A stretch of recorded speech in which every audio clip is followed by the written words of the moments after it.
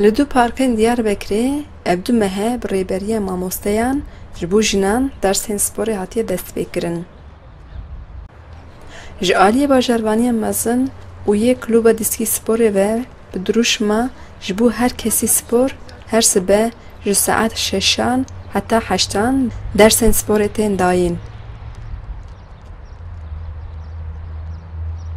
Li Parka Koşiyolê û Park Ormaniyê her roj bi dehan jin bi çavderiya mamosteyan sporê dikin.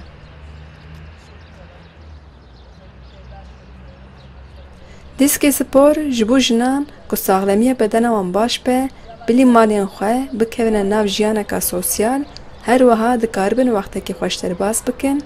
4 sal berê sporên serê sibê dabûn destpêkirin.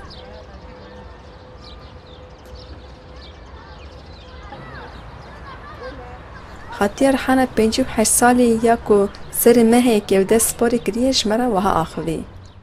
Em spor dikin, canê me sivik diwe, eğitimkî xweş e. Yani em jêr kesî re tavsiye dikin.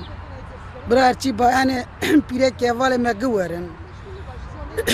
Xoca me jî rind em ji dest memnûnin. Em ji dest yani belediye me ji me re vaya ayırtmış kiriye em pir memnûnin. Ji me re xoca tavsiye kir. 20'ye kadar sayıyoruz bu arada. Herkes içinden 20'ye kadar saysın.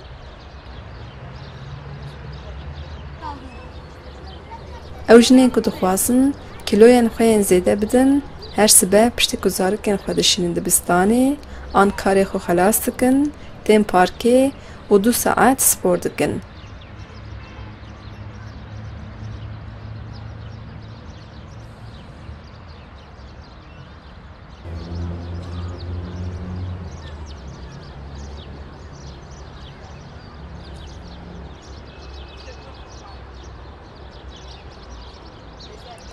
Mamosteya sporê Tuğba Bulut jî her sibe dersa sporê dide heftê jinan.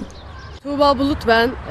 Dicle Üniversitesi Beden Eğitimi ve Spor Yüksekokulu. Mamosteya sporê dibêje ku jinên ku tên bi baldarî û bi daxwaziyeka mezin sporê dikin. Yaptırıyorum. En azından rahatlıyorlar. Buraya geldiklerinde Bulutê dibêje ew kesên ku dixwazin rojê bi awayekî zindî bidine destpêkirin tên sporê. Her wiha destnîşan dike ku pêdiviya mirovan bi her awayî sporê heye. Spor ji bo deroniya mirovan jî rêbazekî pir baş e. olur. Bundan dolayı da teşekkür ediyorum. Jinên ku tevlî sporên parkan dibin pir dilxweş in.